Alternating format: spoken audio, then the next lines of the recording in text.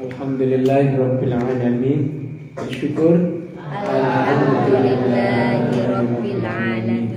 Dengan banyak bersyukur, semoga kita bisa merasakan betapa besar nikmat yang Allah berikan kepada kita semuanya dan bisa memanfaatkan secara maksimal, sehingga banyak manfaat yang bisa kita terima dan manfaat yang bisa kita berikan kepada orang lain, kepada alam, kepada makhluk yang lainnya. Shalawat untuk Nabi kita Muhammad sallallahu alaihi wasallam. Alhamdulillah, kita lanjutkan. Terima kasih kepada pembawa acara sekaligus moderator dan tim review dan pembaca kitab pada pagi hari ini. A'udzu billahi minasyaitonir rajim. Bismillahirrahmanirrahim. Wa fa'alta fa'lataka allati fa'alta wa anta minal kafirin. Kafir itu enggak berterima kasih itu loh, kafir. Ya. Qala fa'altuha idza wa ana minadh-dhallin. Itu Rasul itu gentleman begitu, mengakui dirinya sesat, siap salah, bukan siap benar.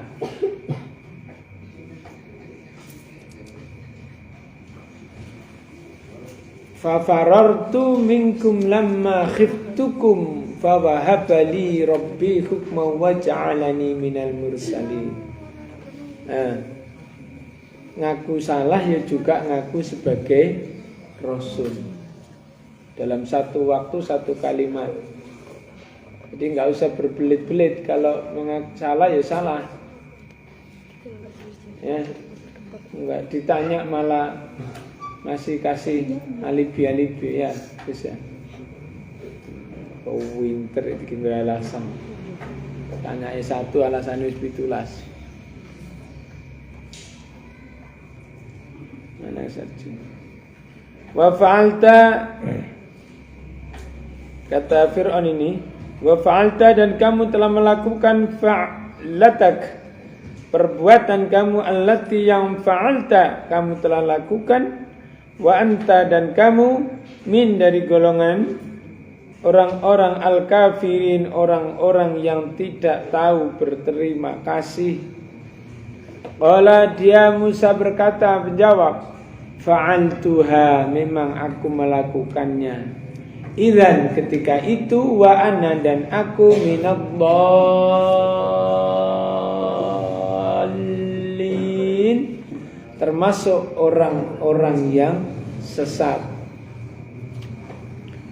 Fafarartu, maka saya lari, minkum, dari kalian, lamma, ketika itu aku, khiftukum, saya takut kepada kalian, fawahaba, lalu memberikanlah kamu li kepadaku, Rabbi, Tuhanku, hukman, suatu ilmu, waj'alani, dan dia menjadikan aku, min, dari masuk golongan al-mursalin, orang-orang yang diutus, golongan di antara para rasul-rasul. Ini komunikasi berlanjut setelah kemarin Fir'aun mundomono terhadap apa ini sebagai bagian dari kekesalannya Fir'aun. Ya, lanjutkan deh, kamu berkelakuan balik gitu kan. Fa'lataka allati fa'alta, diulang-ulang sampai begitu karena kelakuanmu itu loh. Duwe kelakuan koyo ngono kelakuanmu gitu. Karena tahu betul, Fir'aun masih ingat betul, masih ingat bahwa sejak lahir bayi precet, masih bayi merah, sampai usia 30, Nabi Musa ini dirawat oleh keluarga Fir'aun dalam kerajaan. Kemudian tiba-tiba datang untuk meminta bagian kekuasaan atau meminta umatnya untuk dibawa, ya, yang selama ini menjadi kekuasaannya Fir'aun. Benar-benar kamu ini nggak tahu berterima kasih, nggak tahu diuntung kamu itu Musa. Kamu gitu ya. Dan apa yang dilakukan oleh Nabi Musa, jawaban Nabi Musa secara gentleman mengatakan bahwa memang, ya, I did it when waktu itu memang aku melakukannya, dan waktu itu memang minad dhalin, aku bagian di antara orang-orang yang sesat. Wis diramut apik-apik malah gelut dipateni juga. Di antara keturunan Kipti, rasnya Fir'aun itu.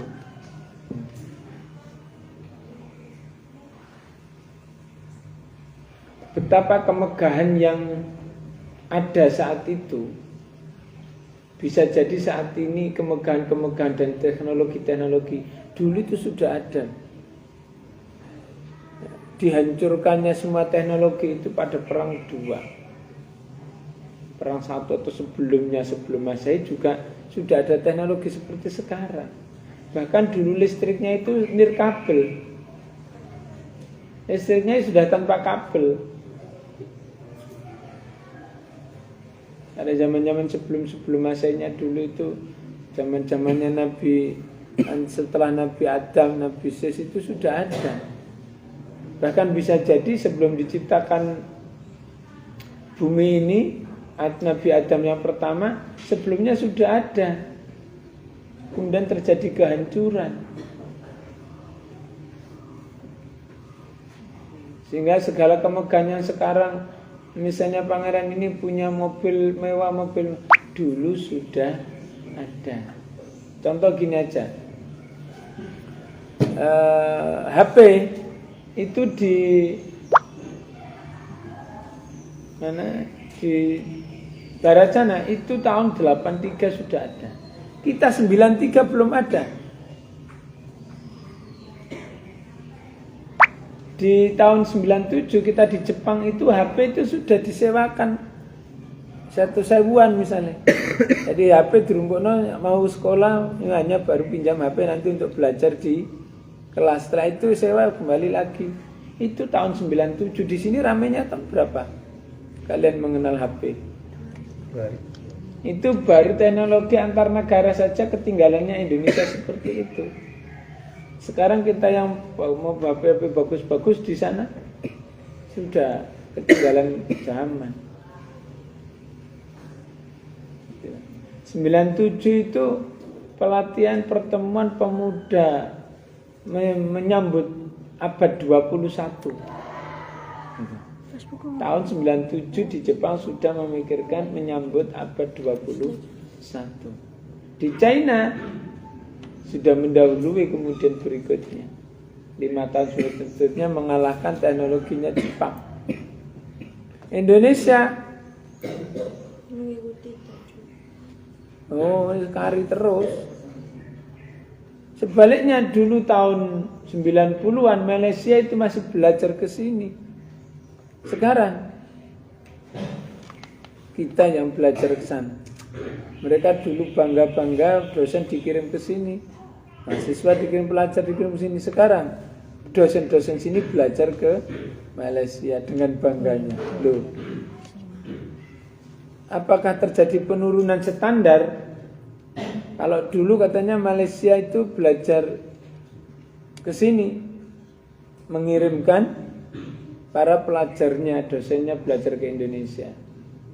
Sekarang mereka mengimpor tenaga kerja kita yang belajar ke sana mengirim babu. TKW ya. Dulu kita mengirim para ahli kita ke sana. Mereka mengimpor dosen diundang ke sana. Para pelatih ke sana. Sekarang yang dikirim ke sana bukanlah pelatih tapi yang mengalami penurunan sana atau sini? Sana. Apakah yang di sini orang-orang pintar menjadi bodoh, goblok? Nah, tapi terjadi penurunan standar. Cara berpikirnya yang berubah. Karena apa?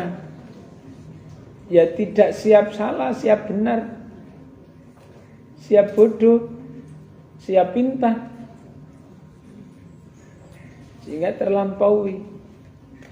Terjadi sekarang di era disrupsi ini, siapa yang akan menjadi pemenang? Dialah yang cepat berubah. Dialah orang yang mempunyai artificial quotient, mempunyai kecerdasan artifisial, mempunyai kecerdasan yang cepat untuk melakukan perubahan-perubahan menuju perbaikan. 30 tahun sebelumnya Nabi Musa dirawat oleh Fir'aun, kemudian yang saat itu datang akan meminta kekuasaan itu. Itu sunatullah. Sekarang kamu harus membuat peta diri. Saya sekarang usia 17, 15, 16, ya. 5 tahun lagi saya menjadi apa, 3 tahun lagi menjadi apa. Di usia 10 sampai 15 wis lah sak ndablek-ndablek sembarang kelakuan dilakoni wis. Dolanan sembarang wis. Begitu 15 sampai 20 sudah harus cerdas dan sudah menemukan ilmu pengetahuan sebanyak mungkin. 20 sampai 25 sudah mengalami kehidupan, sudah berumah tangga dan sudah punya. 25 sampai 30 saya sudah punya anak dan menelurkan siapa yang akan menerima tongkat estafet saya. 30-40 udah berdiri, saya sudah melihat, oh ini generasi saya bidang ini, bidang ini, bidang ini, bidang ini. 40 ke 50 sudah selesai sarungan dolok untuk sawah mek runo. Itu. Sudah mapan, sudah punya apa? Rakyat jadi umat, ini punya wedhus, ya punya wedhus akeh, sapi akeh. Kayak gitu. Umatnya di mana? 50-60 wis mikirno menemben kon mati. Itu peta dunia menurut akal. Tetapi menurut pekerjaan Tuhan, Allah memberikan besok kamu mati. Sehingga besok saya harus berprestasi, tidak menunggu 50, 40, 30 tahun. Saya walaupun sekarang usia 12, 14, 15, 16, besok saya harus berprestasi. Tidak boleh menunggu lagi ini. Itu. Dilihat, menyadari dirinya ini, memang fa'altu idza wa ana minadh dhalin. Saya kemarin saya salah, sesat, dosa, kurang, keliru, bodoh, goblok. Nah, besok saya harus menjadi orang yang paling cerdas dan saya akan menggantikan kamu para pemimpin dunia. Gitu. Ya. Fa farartu minkum lamma khiftukum fa wahaba li rabbi hukma wa ja'alni minal mursalin. Waktu itu kemarin 30 tahun yang lalu, berapa tahun lalu saya lari dari kamu. Ya. Karena aku takut kamu pateni. Nah, sekarang saya datang karena sudah mendapatkan ilmu dari Allah dan saya menjadi rasul yang akan memimpin kamu dan kamu harus tunduk di bawah kepemimpinan saya. Saya memberikan peringatan gitu. Nah, ngono. Ya. Jadi kamu sekarang usia berapa? Depan ini siapa? Pikir cakai gitu. Nah, kanannya berdiri. Please. Stand up. Kum. Ya. Tuh, sebelah jihad.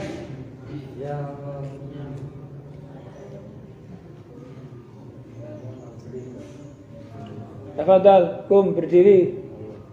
Nak baru ya? Ah, sama kamu. Hafid berdiri. Tidak, temannya yang gitu. Aturannya begitu. Kalau sudah masuk kelas ini. Nah, Qurannya mana, Mas? Ayo berdiri.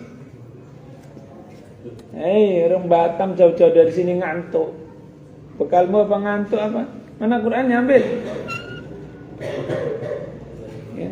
Wa ja'alani minal mursalin, dan Tuhan menjadikanku sebagai seorang utusan. Jadi sikap asertif itu sikap di mana kita bisa tahu betul kekurangan dirinya, mengakui kekurangannya, Dan ketika mempunyai kelebihan disampaikan, saya ahli sambel. Tapi saya tidak punya lombok, maka saya membeli kamu lombok. Maka kamu bagian nanam lombok karena saya tukangnya ahli sambel. Kamu harus belajar kepada saya tentang persambelan. Walaupun kamu yang punya lombok, tapi untuk menjadikan lombok itu menjadi nikmat, dari harga 80 sekarang 1 kilo, bisa jadi 1 dulit harganya 20.000. Boleh apa? Dirubah jadi sambal. Sambelnya apa? Dicampuri terasi, campuri tomat, campuri bawang, dan itu saya yang punya resep. Rotok didoni titik. Enak, nah, baru. Kurang semua orang toh. Nah, itu. Kamu punya ilmu ini, saya punya ilmu ini. Nah, kita harus sinergi. Tetapi saya yang punya rancang bangunnya. Gitu. Untuk tentang leadership kepemimpinan, saya. Kamu memang kuasa, kamu punya ini. Ayo, sekarang dibagi kekuasaannya. Kalau memang tidak bisa, oke, rakyatmu kasihkan ke saya, dan saya akan menyusun kekuatan sendiri. Gitu. Nah, sekarang tentukan diri kita ini punya kelebihan apa. Sebelumnya kelebihan, kekurangannya apa. Ayam. Sebelah kanannya siapa? Nah, sebelah kirinya juga ayam. Jambi. Ali juga Jambi. Nah, tongkatnya mana? Sebelahnya lagi. Itu depannya Bandung. Ayo berdiri semua. Ayam, Ali, Fauzi. Belakangnya Fauzi siapa itu? Ya, sengaja dibalik apa ini? Tiang. Tak sileno tongkate Nabi Musa tak ngepokno kon kola. Ya. Pertama, memetakan kekurangan diri, ya. Mengakui siap salah bahwa saya belum bisa, bahwa saya kemarin melakukan kesalahan, tidak belajar, bodoh, saya begini-begini, dan kemudian saya akan belajar dan mendapati itu. Ya, sebelah tiang. Nah, kamu sebelah kirinya siapa? Iya, bareng. Tafadhol. Silakan. Stand up. Ya, Ais berdiri. Sebelah kirinya toh.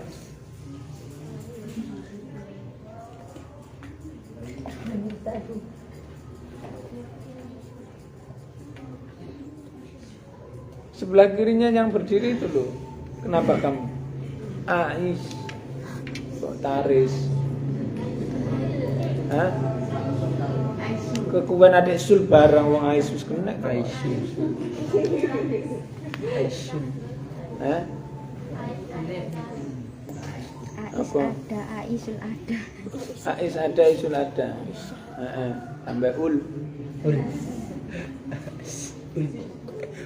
Sudah?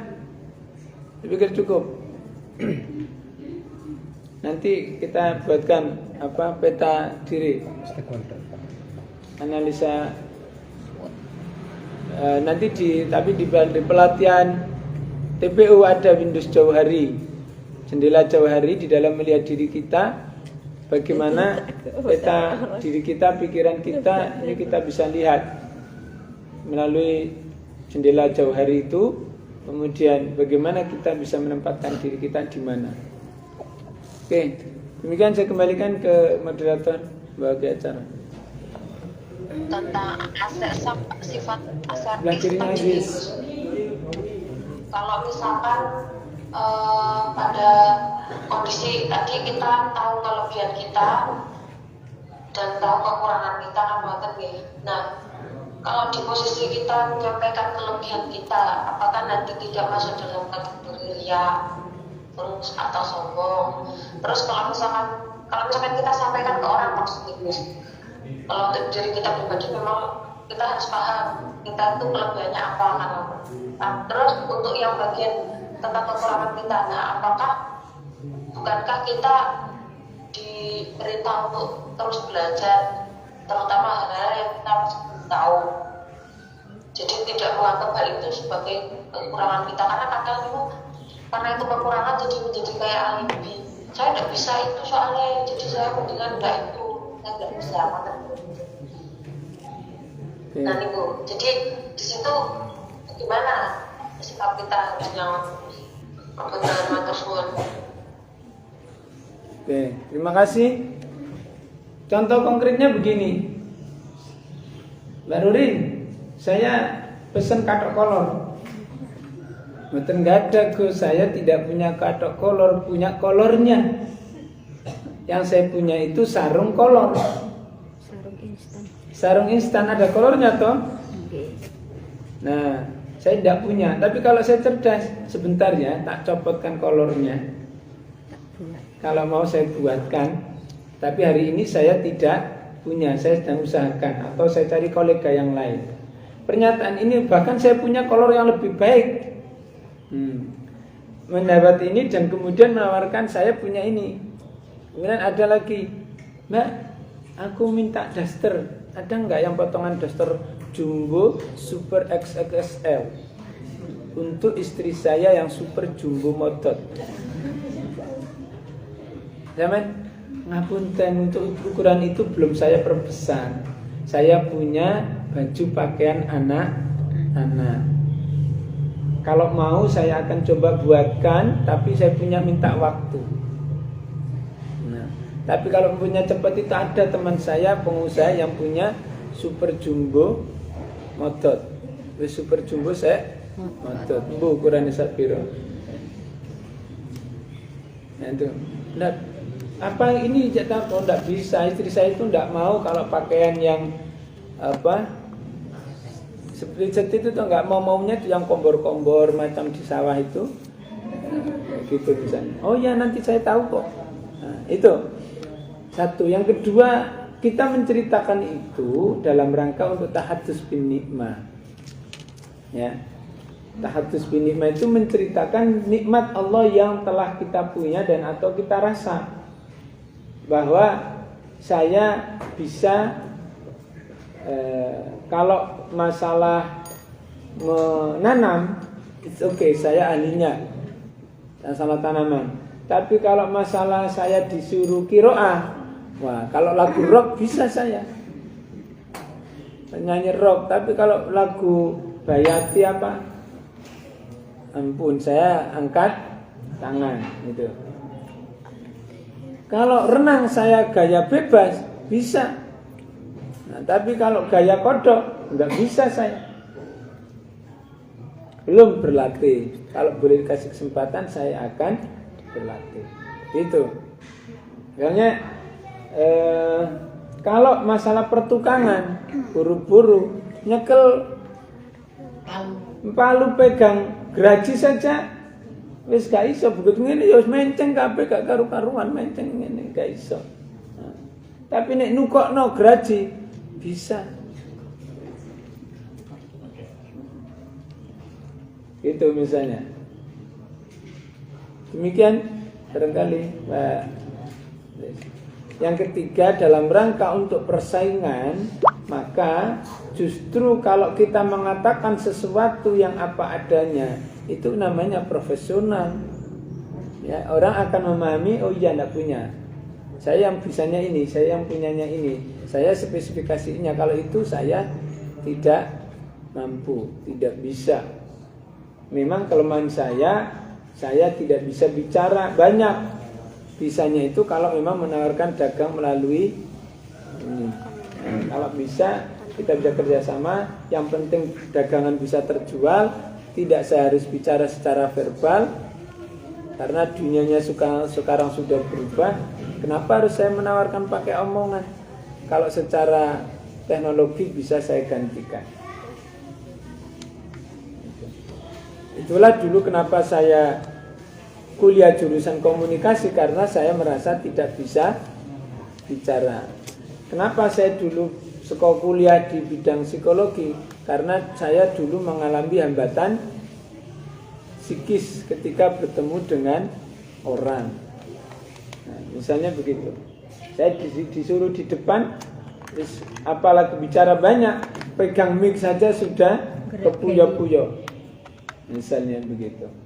Dan tapi sekarang saya berusaha Dan sekarang saya sedang menyelesaikan tugas akhir saya untuk menjadi seorang komunikator yang handal. Begitu. Terima kasih. Sudah? Mantap, Bos. Sit down. Ijlis. Yang lain? Pertemuan terakhir atau masih dilanjut?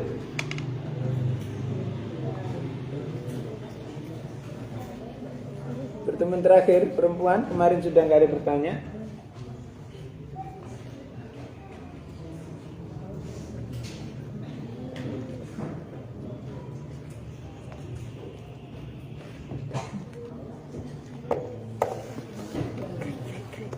Ya, pertemuan akhir semester ini saya minggu terakhir kali ya.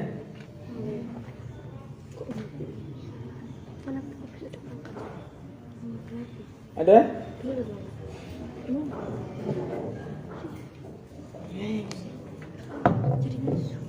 Yang namanya pertemuan terakhir berarti dis ya, bukan?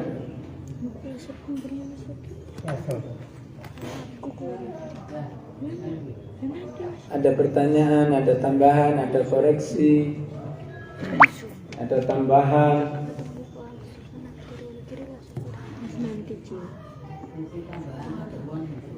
Koreksi kan bisa, Gus dalam menyampaikan materi tafsir kok jauh ya dari penafsiran yang ada. Boleh begitu. Ditafsir saja kok begini, Gus Kosim kok menyarankan kok begitu. Kamu kan punya pegangan tafsir semua. Untuk menambahkan kan bisa. Kamu kan bisa menurut kaidah ini, ilmu ini yang diterangkan Gus Kosim itu terlalu jauh. Nah, boleh begitu. Tapi salah Bu. Nek bagi dalam terang jenengan agen terang mari. Loro tambah loro iku ono papat. Tapi jenengan kali tambah kali yang sekawan tetap bisa. Tapi tiang mboten nyandang mboten saged. Mboten pareng kudune lebih syukur lebih mandi lebih manfaat daripada jenengan itu nambahi isane wong cetok. Kadang permisi maaf ngapun dengan kata.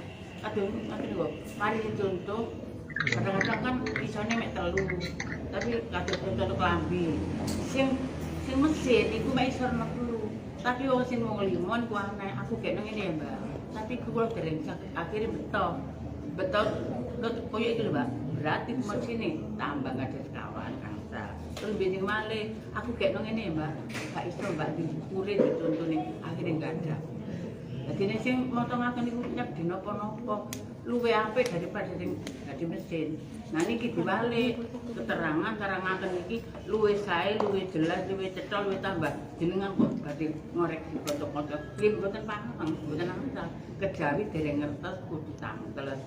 Ning ngungkuli mboten saged, mboten paham. Ini minurut ngoreksi. Kecuali maca wa inna turang. Kira Jawa kuwi diwawan. Wa inna itu sadaya Gus wonten. Pareng bisa membaca. Tapi keterangan mboten paham. Kantor lebih saya lebih cukup lebih terkonco-konco kira nggak ada nam buatin basa wae lurus sama lurus papat mek iku becek dosa kali kali dari tangga kita paham bagi dalam yang aten tangga jadi mutala saya konco-konco ngores betul atas iya itu dalam kaidah ta'lim itu ya. Tetapi saya justru memberikan pengembangan pemikiran, pemahaman bahwa kita bebas mempunyai pemikiran dan itu berdasarkan ilmu. Gitu. Ya, bahkan menurut pemikiran saya begini Gus, saya sangat senang. Ya, artinya kalian sudah tidak lagi ada batok yang menutup.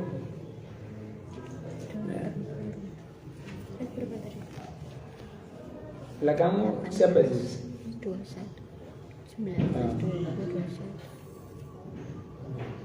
Silakan, ada pertanyaan? Ya. Biasanya di tentang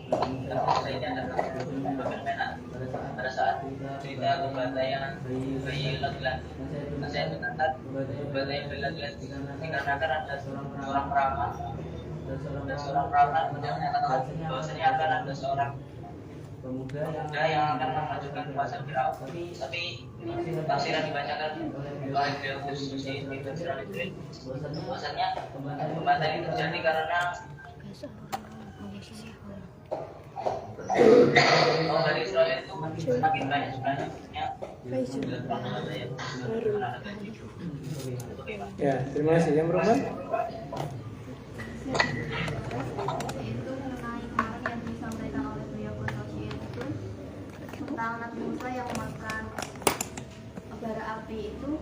Di tafsir Al-Azhar ada penjelasan bahwa saat itu Nabi Musa itu menghancurkan fungsi baginda Fir'aun. Kemudian Fir'aun marah sehingga akan dibunuh, tapi oleh Ibu Asia itu dilarang, dan untuk semua itu akhirnya Fir'aun itu memberikan 2 wadah yang isinya kurma dan satunya adalah bara api tersebut.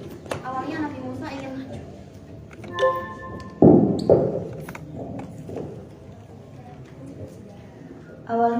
itu ingin mengambil kurma, tapi oleh malaikat Jibril dipandu untuk mengambil bara api, sehingga Nabi Musa mengambil bara api tersebut. Lalu Fir'aun tidak curiga kalau Nabi Musa itu akan menghancurkan kerajaan Fir'aun.